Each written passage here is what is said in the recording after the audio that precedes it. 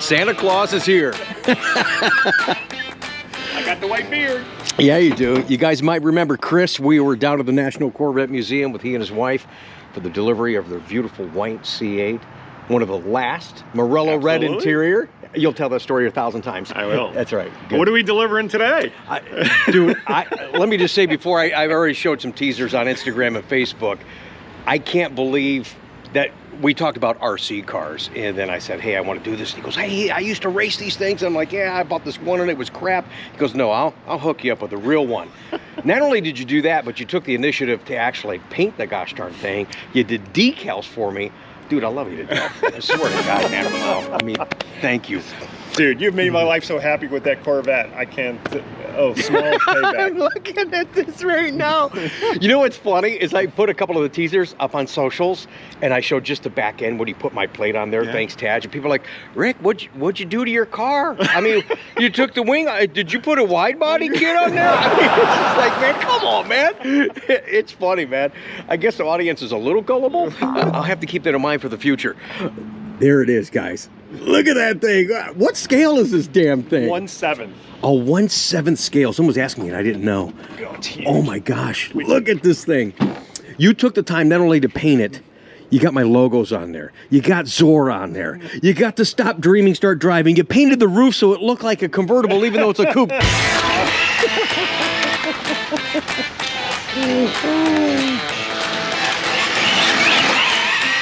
Just so you guys get a little bit better appreciation of the scale.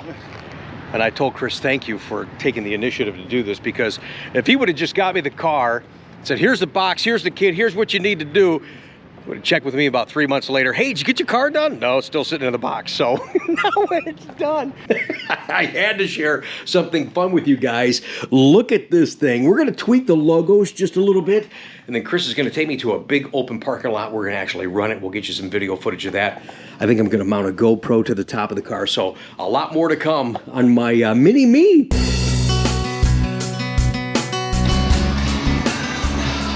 Show prep. I give him a stack. He goes, what's this? I go, this is Tech Tuesday. He goes, all this? I mean, yeah. This is like a novel. We get a ton of emails. I'm trying to get in as many as we can. We'll be back with Tech Tuesday. Thanks for joining us. We got to talk about this donut box too, by the way. Yeah? Uh-huh. Yeah. Yeah. Okay, they're all divvied up. I have like 2 or 3. I've got like 12. And you've got a mountain. And you know why you've got a mountain full? Because of our customer yesterday, to Chuck, the star of Tech Tuesday. Here's your donut. So yeah, you're gonna get them all. Don't hate the player. You're gonna hate the game. Yeah, well, you're gonna work for it. Oh my gosh, we do have a lot for you today. We try to do as many as we can. So thanks for joining us for Tech Tuesday. What are you doing? What? I'm the star of Tech Tuesday, and here's my free donuts. Delicious. Hey, what'd you think of that RC car that Chris made up for me? That was nice. He says, here, you buy the parts, and I'll put it together. And you want to talk about taking initiative and really making that a Mini-Me. I mean, wow, Chris, nice job. A lot of videos to come on that. I'm even going to jump that car. I'm really going to jump that car. Absolutely. Let me just start off today's show, even though we've showed that segment and we've already been kind of farting around a little bit. Let me just say this from the heart. It's not Tech Tuesday without you, buddy. Wow, I appreciate that. I appreciate all you guys. And that's all I want to say. There's more to say, obviously. So, do tell it. So much going on right now. It's been tough for you to do your job. We had, and I don't want to go into great detail because I'm pretty frustrated about it, but you had 2 Corvettes that came in, 23s with in-transit damage. Correct. And I appreciate the customers being understanding and being flexible. Nothing major, aesthetic damage. Sure. You know, it's unfortunate. In fact, one of the panels here underneath, you could see she ripped to shreds. Yeah. Caught something underneath as it was coming off the truck. You know, that's the crap that we got to deal with, guys. So we're doing all we can to help you in the retail entity, but when it comes to service, that's his job. I appreciate the customer's understanding. They just have to realize, you know, not only do we not have parts to build the car, getting parts to repair the car is even hard. Well, this is why too, when a car comes in, because I've had a couple customers recently, oh, I know my car's there and it's still undercover, you're not here, you're waiting for accessories, I'm not leaving, I'm taking my car right now. Guys, there's a process. Let us do our jobs, and then when the car's ready, let's roll. Yeah, it's very important, you know, so this is unfortunate. Unfortunate. But this is real. I don't want to spend a whole lot of time on that. Sure. We got a lot of questions.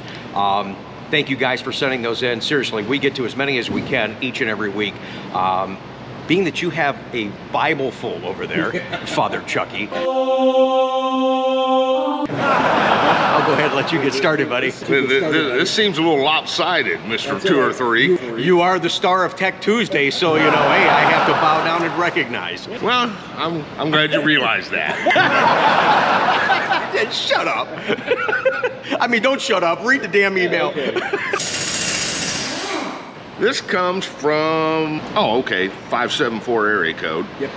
Says, the car will be driving fine. I put the car in park, turn the car off, and when I go to restart the car, it says I'm still in drive and won't start.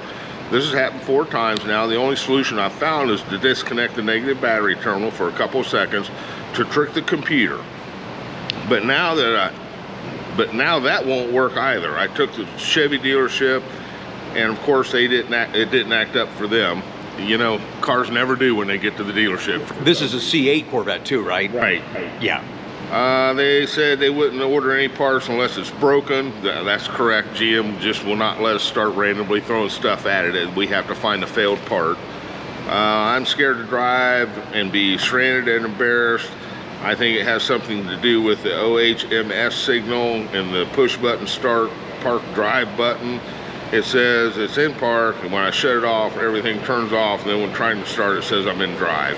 So when he tries to restart the car, it's telling him it can't because he's not really in drive. Been in park, and it says that he's already in drive. Which is weird. It sounds like it's something electrical, definitely, because when he rolls up and stops the car and puts it in park, it goes in park, he's able to shut it down, everything shuts down. It's only when he goes back to try to restart it, it says the car's in drive, and it won't let him do anything. At least one thing that he's done wrong that doesn't allow you to diagnose the car, and that's disconnecting that battery. Well, I mean, yeah, but if that's the only way he can get it to restart, I mean, I kind of understand it. Yeah, it's kind of a last-ditch effort, so you're not stranded, and I get that. But don't you lose all the trouble codes? Yes. Yeah, when you disconnect the battery, you can lose all the trouble codes that are in it, so. Any advice for him? I mean, the only thing I can tell you is you're going to have to take it back to the dealer and possibly leave it for a while and let them just play with it. See if they can duplicate. See if they can duplicate it. They're going to have to duplicate it. Don't you hate that? It's doing this, it's doing this. No, it really was doing this. And then when you come to the dealership, every time, and it never does it when you need it to. I mean, and the other thing the dealership can do is start a tack case on the car. Even though it's not acting up at the time the customer brings it in, they can start a tack case on it and see if GM's seen it or heard about it anywhere else in the country, which they may or may not have. Compare notes and then try and help you. Okay, we do have a lot today. We got a lot of emails. Hope you're enjoying the conversation and maybe some of the resolutions to your particular issue. If you have a question, how to use something in your car, if you have a problem with your car, we go back many generations in Corvette, mostly C5, 6, 7, and 8. Email address is up on the screen. Email Chuck, the star of the show, and then we'll do what we can to get you an answer. Can you tell he's a little hurt now? Oh, no, not at all, not at all. Hey, where the hell are you at 3 o'clock in the morning when I'm here editing? That's all I want to know. I'm a home in bed. Yeah, keep reading. All right, this one comes from Lou. Says, not sure if this is a question for Tech Tuesday, but what's Chuck's opinion about getting an extended warranty on a C8? Well, yeah, you work on them. What is your opinion? My opinion is most definitely. These are super cars. They're labor intensive. Their parts prices are kind of high. So, yeah, I would definitely probably invest in an extended warranty. Over time, it's just going to save you money. And it's cheaper to get that warranty up front when you buy the car. Because once you start driving the car, they start prorating that, knowing that the more miles on the car, there's more of a potential of something happening, so they charge you more for the warranty when you're buying it at 10,000, 15,000 miles, 1, 2 years down the road. So it actually is cheaper to get out of the gate. Sure, this one comes from Terry. Says, I have an issue with my 2020 C8. While driving, the engine RPMs are going up and down at a steady speed. You can feel and hear the engine going up and down also. Please review the video attached. Notice the number of cylinders stays in V8. Thanks for all you guys do. All right, you guys watch the video. I'm gonna have Chuck watch the video.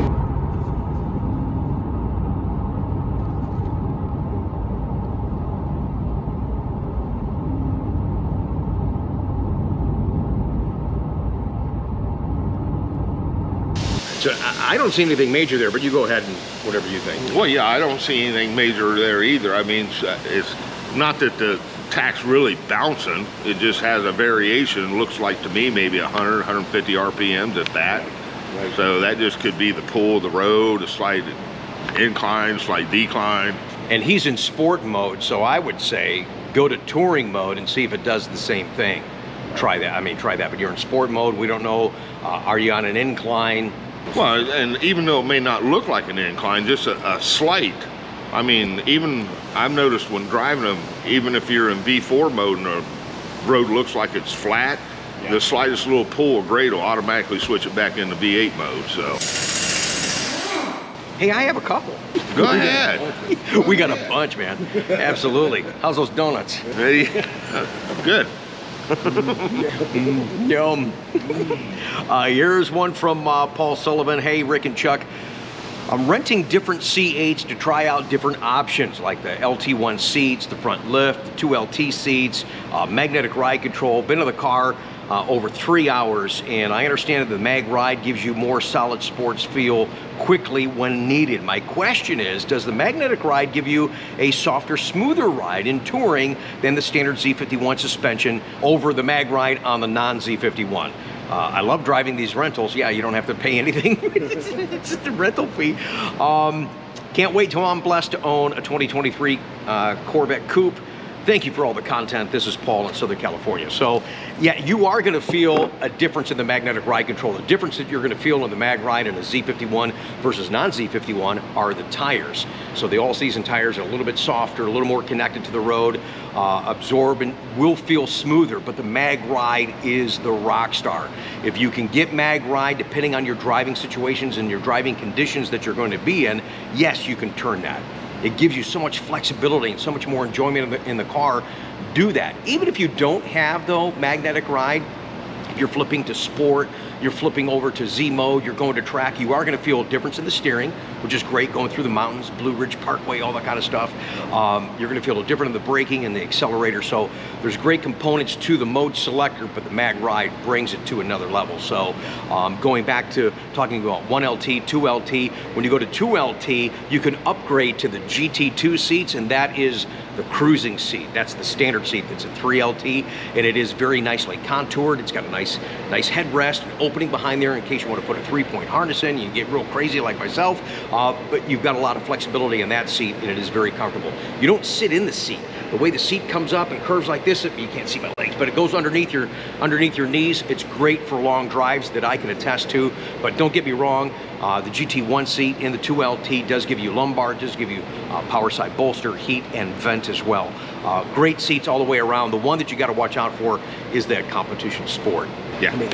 I just don't think it's a great seat. It's a great, oh my gosh, it's a great track seat. Yes. That is the freaking seat. I wish there was a quick release and just pull that damn seat out and put that in. It really is. But that seat for driving the car, and that's the stuff that we like to promote, is driving the car as much as you can because it's so enjoyable and it's so different.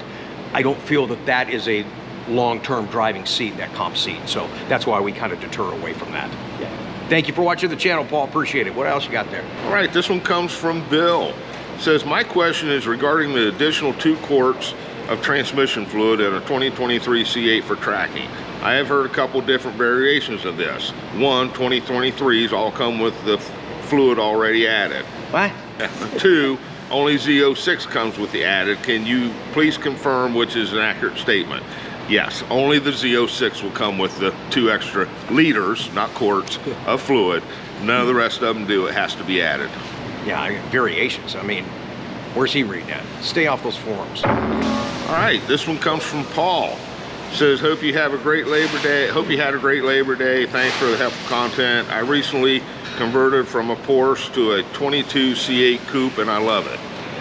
I wanted to do a small mod and install these battery-operated engine bay lights. The battery is housed in the trunk, so I'm not worried about the double face tape or Gorilla Tape holding. But can the heat eventually deplete the lights, Gorilla Tape, and wrist lights falling in the engine bay? We actually had one of these traded in, I believe, yes. It's hard for us to talk about aftermarket stuff because they are aftermarket and we're not sure how those parts are made, and we don't see the instructions. They come in, Chuck's gonna tell you, we had one come in on trade, and well, you go ahead. Well, they were melting. The tape was still holding on, but the lights had started to melt from the intense heat. It does get hot back there, Yes, so it does. I guess you have to be careful on the kit that you get, and just know that there is gonna be a lot of heat back there. Oh, absolutely. All right, buddy, what else you got? It says, this one comes from Jim. Question for Chuck. When installing the rear wing on my C8, what's the trick to removing the top nut on the passenger side of the rear body panel? That's right up your alley, buddy. Yeah.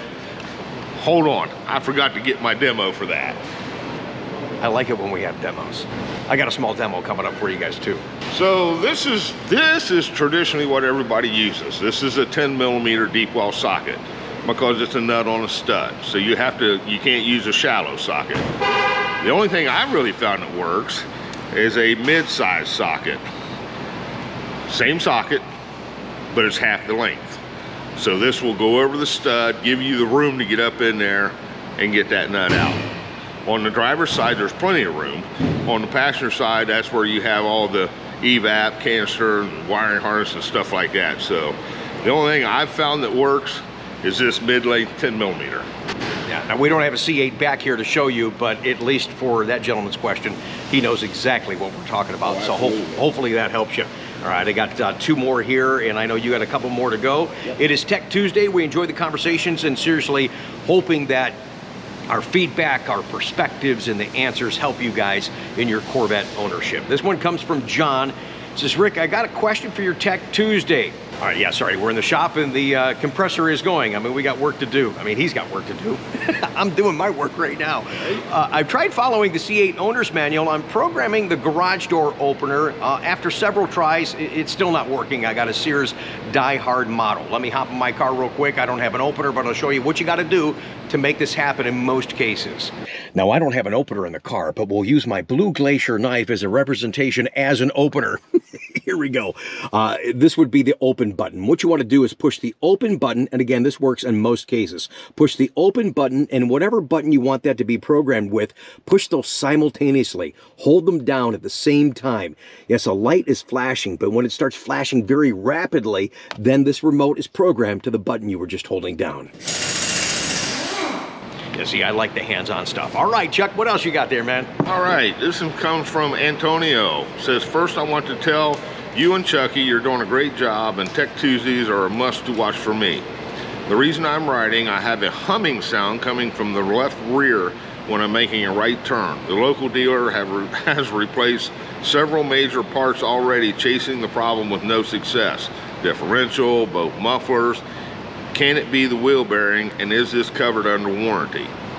I haven't really ran into any of these yet. I looked up, he gave me his VIN, so I looked up. Unfortunately, your powertrain warranty is good till 510 or 23, but a hub bearing is not a powertrain warranted item. So if it is a hub bearing, no, unfortunately it won't be covered under warranty because that was a bumper-to-bumper item which ran out. Or, great segue, if you had an extended warranty. Correct. I made it to the bonus round. All right, this is my last one. This one comes from Brent. As a recent subscriber to your channel, I'm not sure if I have addressed this or not, but here it goes. I have a 23 3LT convertible. It's black on black. Is it possible for the dealer to change out the black seat belts for another color, say red? I was told this is a safety item. Duh. The service technician said he cannot do this because all programming issues. What? Anyway, are you privy to the truth, and would I believe that Chucky, I would believe anything Chuck said. I'm sorry, we're laughing right now because he just changed the damn seatbelt. Yeah, I mean, as long as you're ordering the correct seatbelt for the car, it don't matter what color it is, as long as the color is available for the options that you have, and there is no programming on a seatbelt, it's a plug and play. Now, you've changed out seat belts before in C7. You took out the seat and all that. Is it easier to do in the C8 or the C7? Let me just put it to you this way. Well, please put it to me.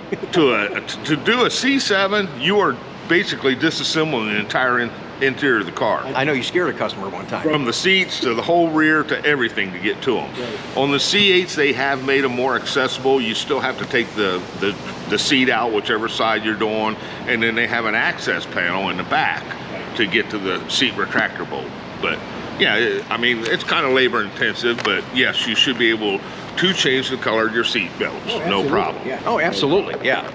It just sounds like they either didn't know or didn't want to do it in that regard. I mean, it's not easy, but most certainly can be done. Yes. Absolutely. All right, got one more for you guys. We got some great looking cars to show off again this week in the beautiful ride segment. This one comes from, this is gonna be a great conversation for you and I, because we've addressed this over the years, and it's good to bring it back up again. More C7 for you here.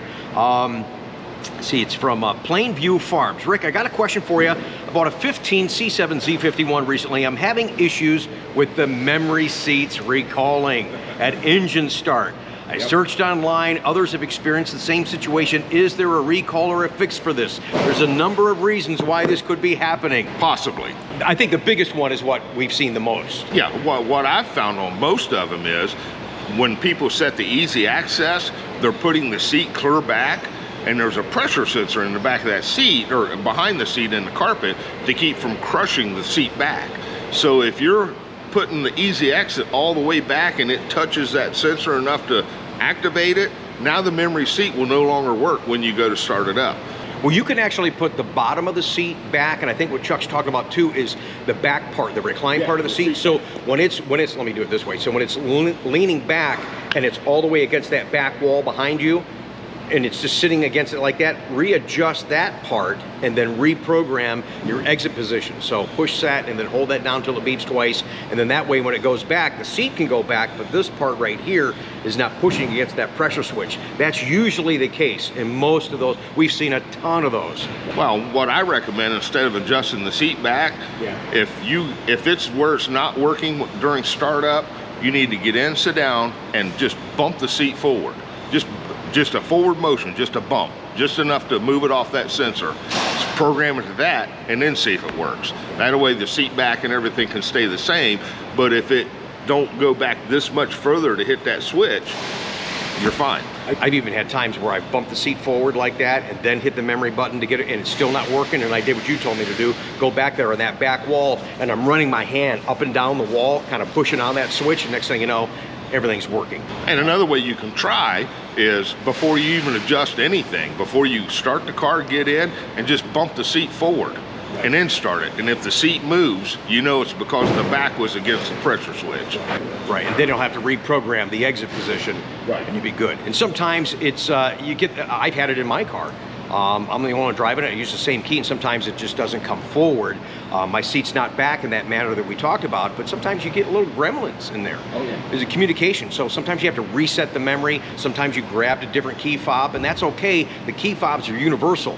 You could have your memory settings at number 1, but grab the number 2 key fob. That's okay. When you start the car, it's going too close. You're like, oh, wait a minute, I got the wife's key fob. That's okay. Press and hold number 1. It goes back to your settings, even though you have the number 2 key fob in the car. So it could be that as well. But I think more importantly, and most likely, it's what Chuck and I started talking about, that pressure switch. That's what we've seen for the most part. And the other part is, when you take the seatbelt off, sometimes the seatbelt gets looped around the recliner handle. On the C7, yeah, he had the the manual flippy for the back there, and I totally forgot about that. Yeah, the seatbelt will get caught on that. It don't even have to be up. The seatbelt could get caught behind the manual adjuster, and it pulls that upward like this. That's, you know what I mean. Sometimes it'll get stuck like that. With this being up like that, it won't allow these features to be operating in the automatic mode. So just make sure your seatbelt's not hung up on that. It happens from time to time, and then you're good to go. And it won't even move. And if you look on the side of your seat, I mean, you have the power recline, but you actually have that manual lever on the side of the seat for C7 to pull the seat forward. If that's like, and the seatbelt does get caught back there a lot. Forgot all about that. See, we're so much into C8 to forget about C7, but he's right. If it gets caught up just a little bit, it'll stop all the memory functions. So look at that as well. That's why I saved that one for last. I knew that was going to be a big conversation and something real that I know that'll help more than just that particular gentleman that watches the channel. Thanks, guys, for that. I appreciate it. All right, we're done. It's donut time. It's been donut time the whole day. What are you talking about? Thanks for watching, guys. Support the channel. Thumbs up this video. Make comments down below. Make sure you subscribe. We're going to be back here because, like I said, it's not Tech Tuesday without Chuck. As long as we have Chuck, we have Tech Tuesday. Thank you guys for all your support. Rev it. Okay. How old are you, Layla? 10. 10. And what kind of cars do you like? The Hellcats. The Hellcats. And Corvette. And Corvettes. All right. I want to put this on YouTube.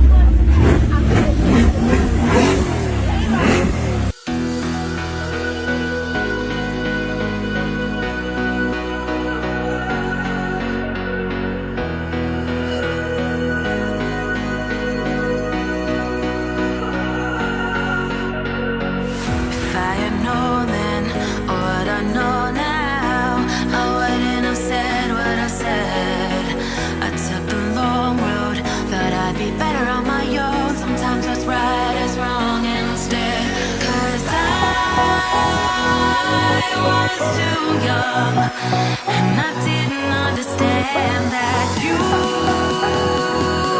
were the one, and I can't wait to see you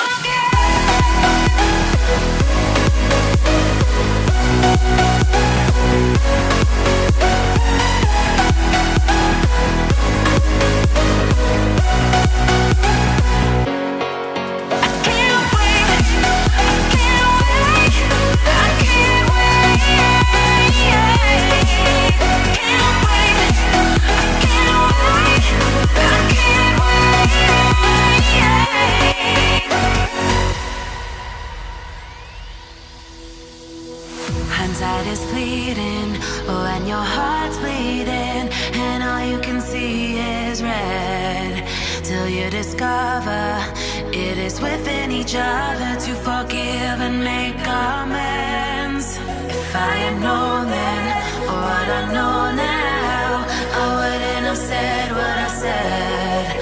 I took the long road, thought I'd be better on my own. Sometimes what's right is wrong instead, 'cause I was too young, and I didn't understand that you were the one, and I can't wait to see you again.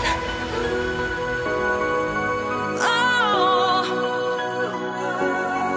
I can't wait, I can't wait, I can't wait, 'cause I was too young, and I didn't understand that you